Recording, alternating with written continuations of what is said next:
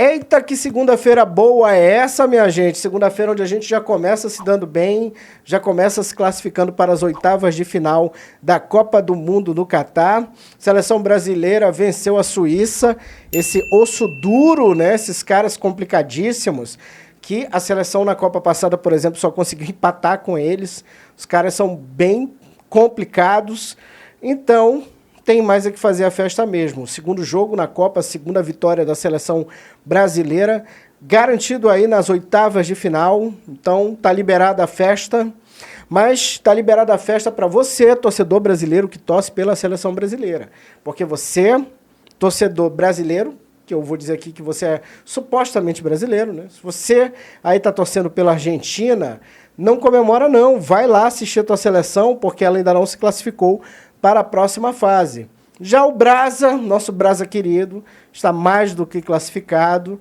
Então, vamos falar desse jogo contra a Suíça, cara. O que a gente viu nessa bagaça, né? Mas antes, é claro, roda a nossa vinheta.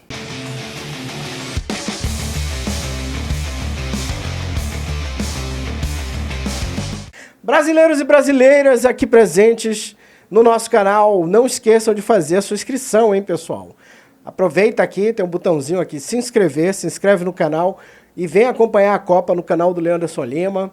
E quando terminar a Copa, a gente vai ter sempre muito conteúdo também, futebol brasileiro, futebol amazonense, porque aqui, como vocês sabem, o esporte não para. Não esquece também de deixar o seu comentário, o seu joinha. Se no final do vídeo, não gostei, taca o dislike, mas eu tenho certeza que você vai gostar. Então se inscreve, cara, o que você está esperando?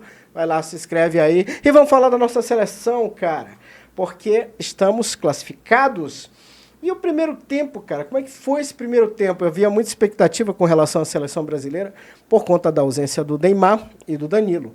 Mas aí, no decorrer da semana, né, a imprensa já tinha trazido ali em primeira mão, né, quem seriam os substitutos, né, que ficou ali o Paquetá para fazer a função do Neymar, o Fred entrando ali para reforçar a volância, e o Militão, que foi para o lugar ali do Danilo. E aí eu tenho que dizer para vocês que nessa primeira configuração aí que o Tite montou para enfrentar a Suíça, eu acho que o Militão foi disparado a melhor escolha do Tite. E aí, muita polêmica, né? Porque a galera estava esperando ali o Daniel Alves, porque o Daniel Alves é um lateral direito da função. Tecnicamente, seria ele o cara a ocupar a vaga deixada pelo Danilo, mas quem viu o jogo de hoje contra a Suíça sabe e viu ali que o nível de exigência física dessa partida, o nível de intensidade, e olha, eu vou dizer aqui para vocês, eu dificilmente daria para o Daniel Alves. O Militão ainda está ali. É um zagueiro de ofício, mas de vez em quando improvisa na lateral direita. E ele fez muito bem as coberturas, ele foi um cara que defendeu muito bem. E eu acredito que esse era a ideia do Tite, né? Ter um lado ali, que é o lado esquerdo do ataque da Suíça, direito da defesa da seleção brasileira. Queria ter um cara ali que pudesse segurar o rojão. E o Militão fez isso de forma brilhante. Então, o Daniel Alves pode continuar no pandeiro, que nesse aspecto aí não vai fazer falta, não. E até isso ajuda, né, a polemizar um pouco mais a própria convocação do Daniel, porque muita gente diz, e com razão, né? Mas se o cara é lateral direito, foi para a Copa do Mundo, abre uma vaga na lateral direita e o treinador prefere improvisar um jogador? Pois é, foi o que aconteceu no fim das contas, e aí dá mais razão para que as pessoas critiquem a convocação do Daniel Alves. Mas pelo menos você tinha ali o Militão, e o Militão fez muito bem esse trabalho. Pessoal, vitória não deve servir para mascarar um jogo que não foi bom. E a gente sabe, claro, é muito gostoso vencer, o que importa são os 3 pontos, aquela ladainha toda de jogador de futebol. Mas a verdade é que o Brasil esteve bem abaixo do que apresentou no primeiro jogo, contra a Sérvia. Só para vocês terem uma ideia que o primeiro chute do Brasil foi só no minuto 27 do primeiro tempo, que é muito pouco mesmo.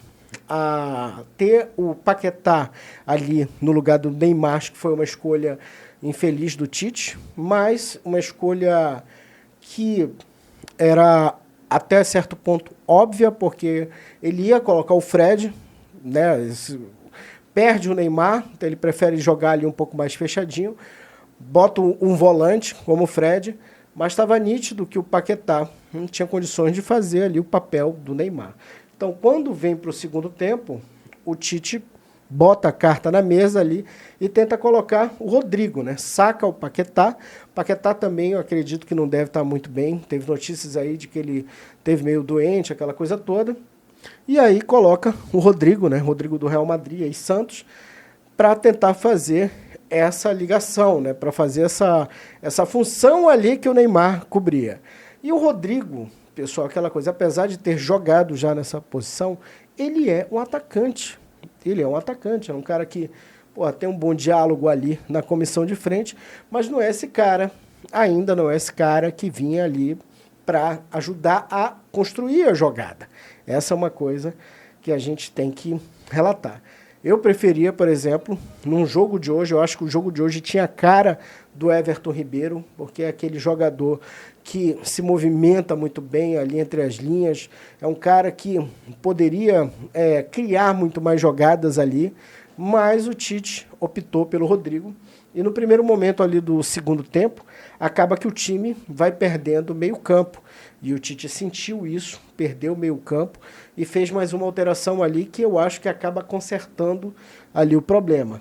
Que alteração foi essa? Ele tira o Fred, entra o Bruno Guimarães e a partir daí a gente começa a mudar um pouco mais o jogo, começa a recuperar o que havia perdido. E ali quando ele coloca também o Antony e o Jesus no lugar do Richarlison e do Rafinha, essa melhora consolida, porque hoje realmente o Richarlison não conseguiu fazer um grande jogo, e aí muito disso também se deve ao fato, na minha opinião pelo menos, da bola não ter chegado com qualidade para ele. Apesar de ser um jogador que também busca a jogada, mas ele, para finalizar como ele fez na partida contra a Sérvia, ele precisa receber essa bola com um pouco mais de qualidade, e a gente viu que essa bola não chegou para ele. O Antony entrou bem também, corre demais, ajuda a criar possibilidades ali. Então, a Rafinha que abra o olho, porque senão o Antony vai acabar ali tomando o lugar dele, né? E ali, quando o momento em que a Suíça tentava se organizar, montou duas linhas ali para tentar segurar o ataque brasileiro, foi que pintou o gol da vitória, né? Que começa ali com o Marquinhos lá atrás, que ele lança para o Vinícius Júnior. O Vinícius Júnior dá essa bola para o Rodrigo e o Rodrigo ali acaba servindo o Casemiro, cara. Olha isso, com todos os atacantes que a gente tinha ali em campo, quem resolve a vida do Brasil é o Casemiro. E o Casemiro já estava merecendo, né, pessoal, esse gol. No jogo passado, contra a Sérvia, ele meteu uma bola na trave e dessa vez ele acabou guardando o dele. Então, é claro que não foi aquela partida realmente espetacular, primorosa, mas o que vale nesse momento é a classificação, e a classificação veio contra um país difícil. Tava até, em algum determinado momento ali, estava até com uma cara de 0-0, uma cara de empate, o que ia deixar a questão da classificação só para a última rodada, mas no fim das contas o Brasil vence e aí transforma esse jogo da última rodada, que vai ser sexta-feira, 15h, contra Camarões, num amistoso de luxo. E eu explico por quê, pessoal. Porque Camarões, apesar de ter empatado com a Sérvia hoje, né, 3-3, aquele jogão, Camarões tem bem poucas possibilidades aí de classificação. Primeiro, porque teria que passar pelo Brasil. Segundo, porque o outro jogo da última rodada, que vai acontecer no mesmo horário, vai ser entre a Sérvia e a Suíça. Então, ali a Sérvia já tem um pontinho conquistado, a Suíça está um pouco mais perto dessa classificação, já que ele venceu Camarões, e Camarões aí totalmente ali praticamente eliminado nessa primeira fase. Eu, se sou o Tite, coloco ali o time totalmente alternativo para jogar contra Camarões. Poderia colocar ali, deixa eu ver, todo do goleiro aos atacantes, botaria a garotada para jogar e ainda assim você teria aí uma chance, o Brasil tem uma chance enorme de sair com a vitória nesse jogo, porque realmente a qualidade dos nossos jogadores, da reserva também principalmente, é uma qualidade muito superior, uma equipe de Camarões. A equipe de Camarões é uma equipe que oferece muito espaço para atacar. Então, se o Tite montar o time direitinho, dá para colocar todo mundo, dá para ganhar bem, dá para sair em primeiro lugar do grupo, dá para poupar os jogadores titulares, porque a gente sabe que um torneio de mata-mata, como é a Copa do Mundo, a recuperação também é um fator muito importante. Então, é o momento, na minha opinião, de tirar os titulares, colocar os reservas e aí fazer esse jogo contra Camarões já de olho no mata-mata, que é o que interessa realmente para a torcida brasileira. E aí, né, não muita gente assim nem tocou muito no assunto, mas eu vou puxar isso aqui, que é a questão do Neymar. Neymar faz falta nesse time? É óbvio que faz falta, nem que seja para apanhar no lugar dos coleguinhas. Pois é, porque o que a gente observa bem no jogo contra a Sérvia? O que aconteceu? O Neymar foi o principal alvo dos jogadores sérvios, ali de 12 faltas, sofreu 9, ou seja, foi o cara que mais apanhou. Mas tem aquela questão que funciona muito assim. Quando o Neymar está em campo, os adversários focam mais as atenções nele. Até os treinadores devem pedir, olha, reforça aí a marcação em cima do cara, não deixa o cara jogar. Por quê? Porque o Neymar é aquele cara que numa jogada genial tira um coelho da cartola e ali pode resolver uma partida. É craque, e é isso que os craques fazem. Então, há um revezamento ali para bater no cara, há uma concentração de atenção dos adversários muito grande em cima dele, então isso acaba ofertando aos demais jogadores brasileiros ali oportunidades a mais de atacar, de ser mais efetivo. Vinícius, com a saída do Neymar, acabou sendo esse jogador ali que sofreu mais faltas, mas o Vinícius ali está jogando realmente, está começando, ele está numa trilha de evolução assim que é lindo de ver, pessoal. Por exemplo, o primeiro gol que ele fez, aliás, o gol que ele teria sido o primeiro da partida, ele estava impedido, porque o Richarlison estava voltando e o Richarlison participa da jogada e acaba, então, colocando aquele ataque numa condição de impedimento, mas a forma como, o Vinícius corre, domina a bola e a frieza com que ele executa o chute ali, porque é uma coisa que o Vinícius Júnior, para quem acompanha o cara desde o início da carreira, sabe que às vezes o Vini é um pouco afobado e é um pouco meio estabanado às vezes nas finalizações.